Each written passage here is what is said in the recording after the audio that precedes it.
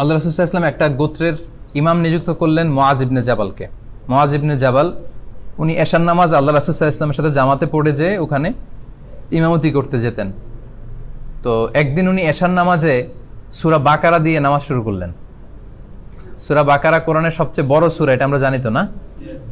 আচ্ছা, কিন্তু ওই এলাকার সাহাবীরা হচ্ছে কৃষক সাহাবী, সারাদিন খেজুর বাগানে কাজ করত। এখন এক সাহাবী সারাদিন কাজ করে এসে নামাজে দাঁড়ায় দেখে কোন সূরা দিয়ে শুরু করছে? বাকারা। ভয়ঙ্কর অবস্থা, উনি তো আর দাঁড়ায় থাকতে পারেন না। অনেকক্ষণ ট্রাই করলেন, দেখে যে না, আর পারা যাচ্ছে না, পা ব্যথা করতেছে।